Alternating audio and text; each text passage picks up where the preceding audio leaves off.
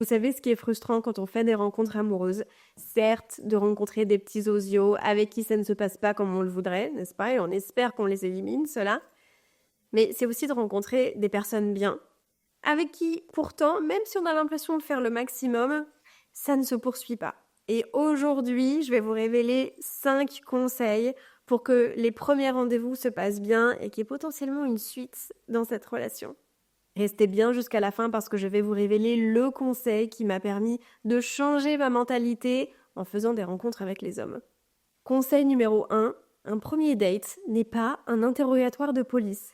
Le but du premier rendez-vous, c'est simplement de savoir si ça s'est passé suffisamment bien pour que vous ayez envie d'en avoir un deuxième. Est-ce que je me suis sentie à l'aise? Bon, peut-être pas parce que on était un peu stressés, parce qu'il y avait un peu d'anxiété, parce que c'était la première fois, parce que l'environnement n'était peut-être pas propice et intimiste à une rencontre, etc. Donc bon, il peut y avoir des petits cafouillages. Mais est-ce que c'est quelqu'un qui m'a permis de me sentir à l'aise ou est-ce qu'au contraire, c'est une personne qui a essayé de me mettre la pression, de me pousser un petit peu à bout, de me poser des questions qui étaient très inconfortables et même quand il voyait que c'était le cas, il continuait quand même. En fait, le but ici, c'est de prendre la température et de ne pas se dire « Ok, je lui ai posé toutes les questions que je pouvais, est-ce que c'est avec quelqu'un avec qui je peux construire ma vie ou pas ?» Non, vous n'aurez pas cette réponse après un premier rendez-vous, c'est évident. Et parfois, même en ayant un deuxième rendez-vous, ça peut être un peu compliqué. Le but est vraiment de savoir comment vous vous sentez. Si vous avez l'impression que c'est déjà les montagnes russes émotionnelles, que on sait déjà pas trop où on va, etc., alors que ça n'a même pas encore commencé, qu'est-ce que ça en dit sur la suite? Vous voyez ce que je veux dire? Et du coup, j'en viens à mon deuxième conseil qui est de ne pas trop se concentrer sur les papillons dans le ventre. Ça, souvent, et de plus en plus de psychologues en parlent, c'est de l'anxiété, c'est du stress, mais ça ne veut pas dire que c'est la bonne personne. Précédemment, quand vous avez fait des rencontres amoureuses, vous avez bien vu que vous avez eu ce feeling, cette petite étoile, etc. Est-ce que ça a été des relations saines, épanouissantes et durables? Non. Ok, donc ça prouve bien que c'est pas le signe d'une relation qui va fonctionner. Les femmes que j'accompagne en coaching m'en parlent tout le temps, au fur et à mesure du travail qu'on fait ensemble et de l'augmentation de leur estime d'elles-mêmes.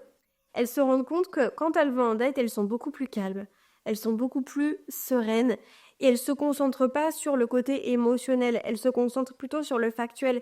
Est-ce que c'est quelqu'un qui était à l'heure? Est-ce que c'est quelqu'un qui a une vie stable? Est-ce que c'est quelqu'un qui parle correctement, qui a l'air de bien gérer ses émotions? Est-ce qu'il a fait le deuil de rupture de son ex ou est-ce qu'il recherche juste voilà, une relation légère parce que ça fait que 2 semaines qu'il est séparé et il est à nouveau sur une application de rencontre?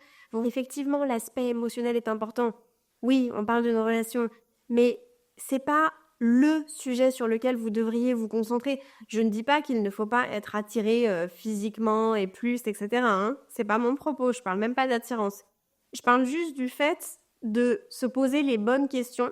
Et en fait, si on recherche une relation stable, sereine, avec de la réciprocité, etc., est-ce que la personne en face incarne ces choses-là pendant le date? Ou est-ce que c'est quelqu'un qui, déjà, n'a pas l'air de trop savoir ce qu'il fait, ni où il va dans sa vie professionnelle, avec ses amis, dans ses relations? Enfin, ça, vous pouvez un petit peu prendre la température dès le début, justement. Mon conseil numéro 3, c'est d'accepter de faire face au rejet. Alors effectivement, c'est vrai, c'est pas très agréable, mais quand vous rencontrez des personnes, il y en a certaines qui ne vous plaisent pas parfois physiquement, il y en a certaines qui ne vous plaisent pas parfois émotionnellement, et pour autant vous ne vous dites pas c'est vraiment un mauvais être humain, il devrait se remettre en question. Pas nécessairement, c'est juste que ça ne matche pas, que vous n'avez pas envie d'aller plus loin, ou vous savez que cette personne n'est pas la bonne pour vous. Eh bien, dans l'autre sens, c'est exactement la même chose. Ne le prenez pas personnellement si ça ne fonctionne pas avec quelqu'un avec qui vous aviez le sentiment d'avoir une certaine alchimie. C'est pas grave.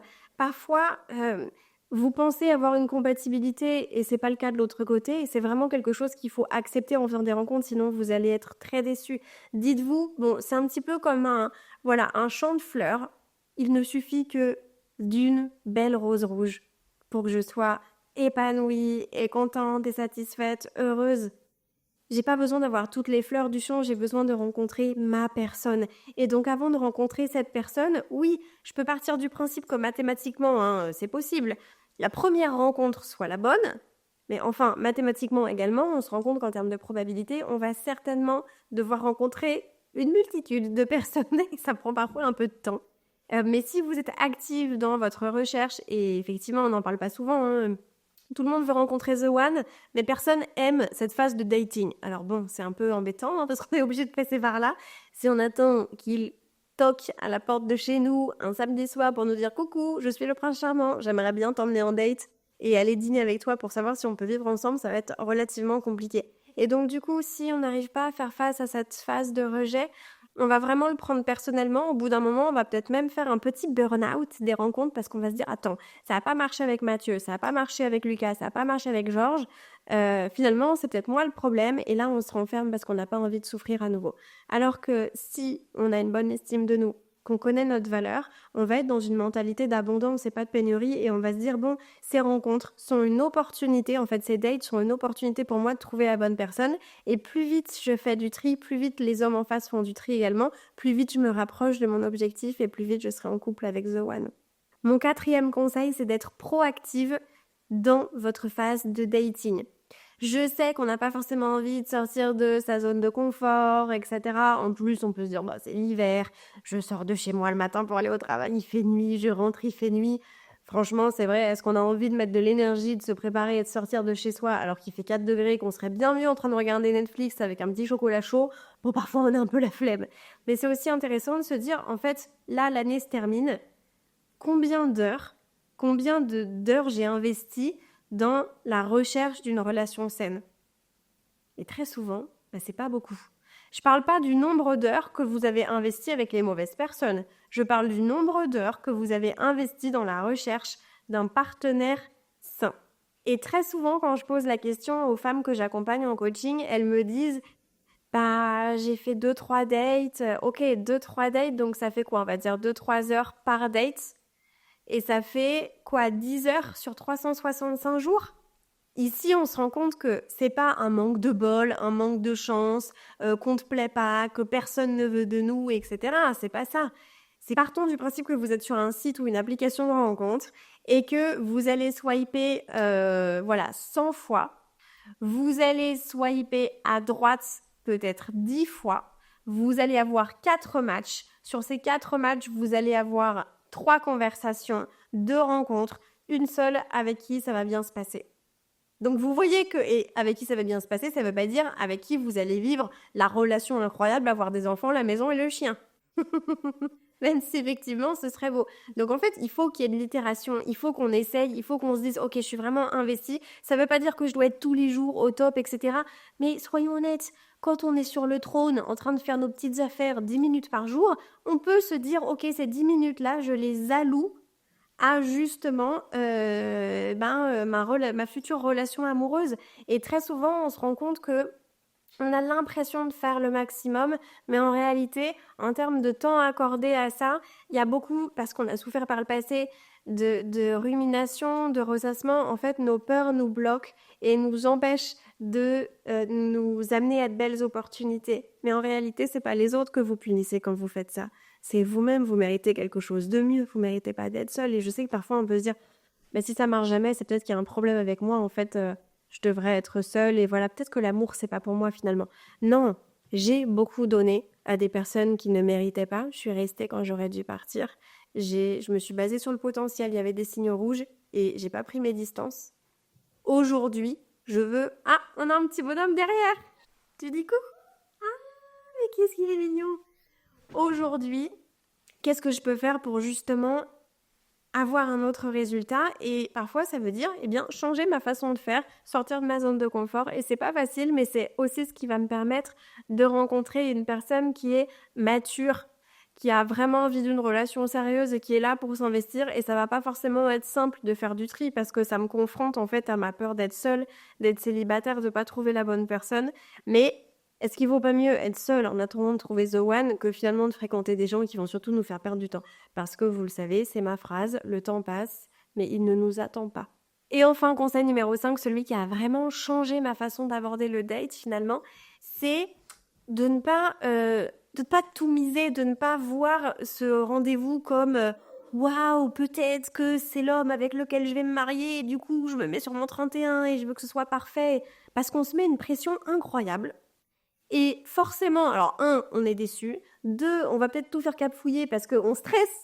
On se dit, c'est peut-être l'opportunité de ma vie, il faut pas que je rate. Est-ce qu'on ne peut pas plutôt y aller en se disant, je vais faire comme si je passais un moment avec un ami à moi, qui me connaît, avec qui je me sens en sécurité. Je vais passer un bon moment, je vais passer une bonne soirée parce qu'on sera peut-être dans un environnement que j'aime bien, que j'ai moi-même suggéré ou que sais-je. Et finalement, le pire qui puisse m'arriver, c'est de perdre 2 heures. Et 10 euros si ce gentleman qui m'a invité à sortir n'a pas payé l'addition alors que c'est lui qui m'avait proposé de le rencontrer. Vous voyez ce que je veux dire? Et quand on y va comme ça, en fait, on est dans une bonne ambiance, on est dans un bon mood, il n'y a pas trop de pression, on va pas essayer d'être dans un interrogatoire et surtout on va pas se dire c'est le moment de ma vie, si je le rate, je suis foutu quoi. On a l'impression quand c'est comme ça d'être comme dans un jeu vidéo, vous savez quand on jouait à Mario quand on était plus jeune, on avait 3 vies et si on les ratait, hop, c'était fini, voilà, terminados quoi, fallait tout recommencer depuis le début. Et là vous allez me dire bah oui, mais il faut aussi tout recommencer depuis le début si ça marche pas. Mais c'est pas grave en fait, qu'est-ce qu'on a perdu 120 minutes? Et on n'a rien perdu puisqu'on s'est entraîné, entre guillemets, à être davantage dans la séduction, à être à l'aise avec le côté social, à poser des questions. Moi, c'est vraiment comme ça que je le voyais. Je m'étais dit, Andrea, à chaque fois qu'on va te proposer un date, tu vas dire oui et tu verras, au fur et à mesure, tu vas être de plus en plus à l'aise. Et je vous assure qu'il m'a pas fallu rencontrer 10 personnes, juste quelques-unes, mais dans un temps assez court, finalement assez condensé. J'avais fait plusieurs dates et en fait, je suis devenue plus en plus à l'aise et il y avait moins d'enjeux. Donc, je me disais vraiment, j'ai des bonnes expériences et comme je me mets pas la pression, c'est ça aussi qui va me permettre de faire du tri, de pas m'accrocher à quelqu'un et de pas être surinvesti émotionnellement dès le début. Parce que ce surinvestissement émotionnel, c'est aussi ça qui vous empêche de pratiquer le détachement, de lâcher prise et de prendre une décision qui est vraiment juste pour vous. Si vous vous reconnaissez dans tout ce que j'ai dit aujourd'hui et que vous aussi vous avez envie de rencontrer The One, je serais vraiment honorée de vous accompagner personnellement en coaching et que vous puissiez rejoindre toutes les femmes qui ont commencé ce merveilleux travail sur elles. Vraiment, l'investissement qu'on fait en soi, c'est un investissement que personne ne peut nous prendre. Et c'est quelque chose qui aura un impact positif toute notre vie. Si on applique derrière ensemble, on va travailler sur la guérison émotionnelle, sur la conscience relationnelle et sur l'estime de soi à travers plusieurs thèmes différents vraiment impactants pour vous aider à prendre confiance en vous et avoir une relation saine et surtout durable avec un homme qui est investi et qui se voit vieillir à vos côtés. Si c'est quelque chose qui vous tente, n'hésitez pas à cliquer sur le lien. Vous pouvez réserver votre appel dès aujourd'hui pour commencer le coaching et intégrer le programme Amour Authentique. Si ça vous a plu, n'hésitez pas à mettre un like, à écrire un commentaire. Je réponds absolument à tous les commentaires, à suivre la chaîne. Ça aide vraiment l'algorithme, ces interactions-là, à faire découvrir Boost ta confiance à d'autres femmes et ça me permet moi de pouvoir les aider en profondeur derrière. En attendant de vous retrouver pour la prochaine fois, je vous envoie plein d'ondes positives. Prenez soin de vous.